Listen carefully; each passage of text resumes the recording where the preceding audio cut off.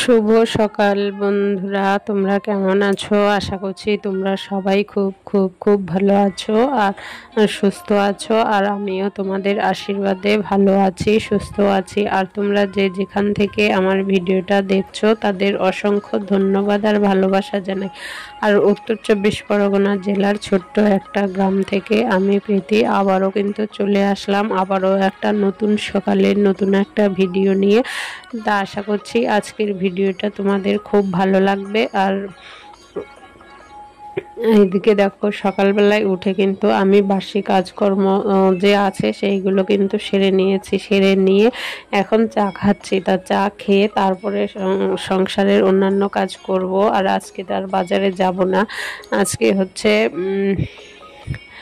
রান্না করব মাছের মাথা দিয়ে ডাল, পটল ভাজা। আর কালকের যে মাছের ঝোল রান্না করেছিলাম, মাছের ঝোল ফ্রিজে আছে, সেইগুলোই খাওয়া হবে। আর এইদিকে দেখো, আমি কিন্তু রান্নাটা বসিয়ে দিয়েছি। বসিয়ে দিয়ে কিন্তু আমি যে সংসারের আর টুকিটাকি কাজকর্মগুলো আছে সেইগুলোই করব। তা সেই জন্যে আগে দেখো, আমি এই ঘরে কিন্তু এই দরজাটা মুছে নিচ্ছি। এই দরজাটা আসলে কি বলতো, এই সিঙ্কটার পাশে, তো সেই জন্যে এই দরজাটায় সবসময় জল পড়ে। যখন আমি সিঙ্কে কাজ করি, বাসন মাজি, তখন সবসময় জল পড়ে। কিন্তু জল পড়ে না কিরকম ছোপ ছোপ দাগ হয়ে যায়। সেই জন্যে আগে এই দরজাটা মুছে নিচ্ছি। এই দরজাটা মুছে নিলে আর ছোপ ছোপ দাগ হয়ে গেলে কিন্তু দেখতে বাজে দেখায়, তাই না? সেই জন্যে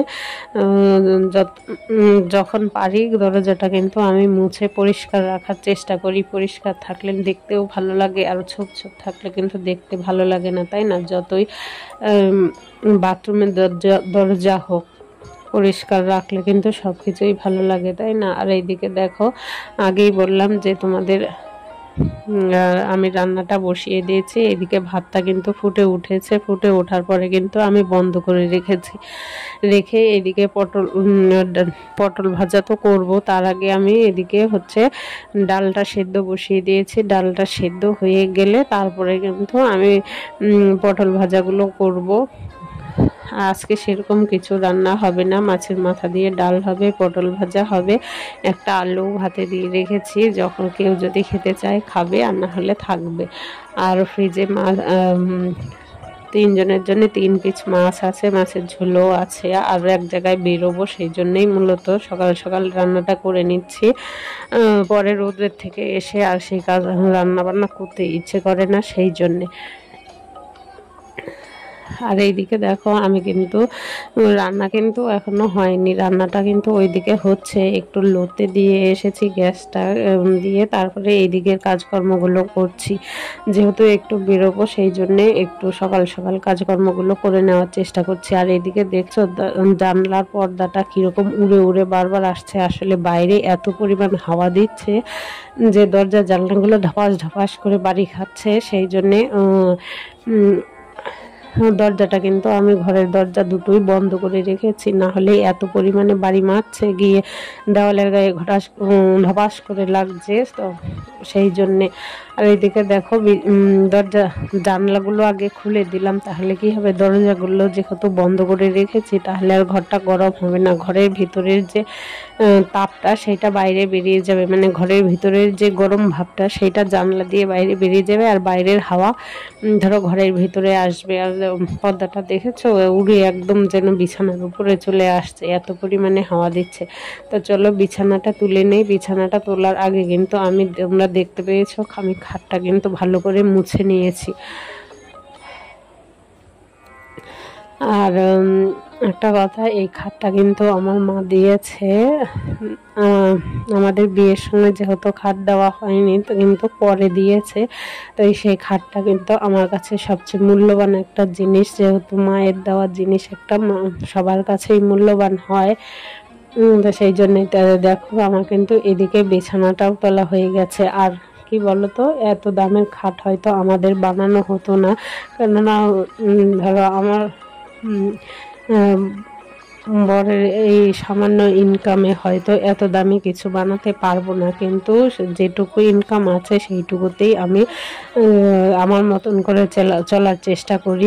মানুষের সামর্থ্যের বাইরে তো কিছু করার নেই, তাই না? আর ওইদিকে দেখো অনেক কটা জামা কাপড় ছিল, জামা কাপড়গুলো এনে এইখানেই ভাঁজ করে নিচ্ছি। তা চলো জামা কাপড়গুলো ভাঁজ করে নিই। আসলে বরের যেটুকু ইনকাম হয় সেইটুকুর মধ্যে হিসেব নিকেশ করে চললে তাহলে কি হয়, সব দিক বজায় থাকে, তাই না? আর সামান্য ইনকাম বলে যদি ঝগড়াঝাটি সবসময় করা হয় তাহলে তো আর সমস্যার সমাধান হবে না। তার থেকে স্বামী স্ত্রীর সম্পর্কের মধ্যে কিন্তু বিশ্বাস, ভরসা আর হচ্ছে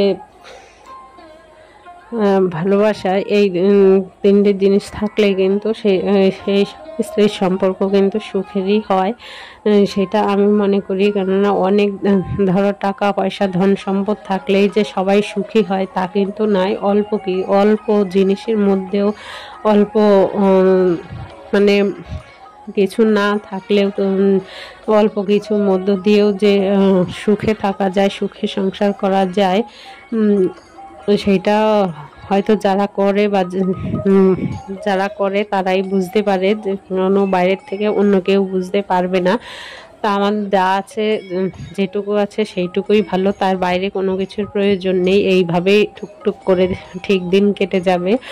বেশি কিছু আশা করি না বলবো না, আশা প্রত্যেকেরই থাকে। মানুষ বলতেই অনেক আশা, অনেক স্বপ্ন, অনেক আকাঙ্ক্ষা নিয়েই বাঁচে।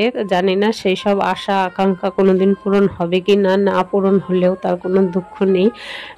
যেভাবে চলছি সেইভাবেই চলে যেতে পারলেই দেখি ভালো। সব থেকে একটা চাওয়ার কি বলতো, যে দুষ্ট সোনাই আছে তারা যেন একটু নিজে প্রতিষ্ঠিত হতে পারে, এইটুকুই আমার চাওয়া। এর বাইরে নিজের জন্য কিছু চাওয়ার নেই।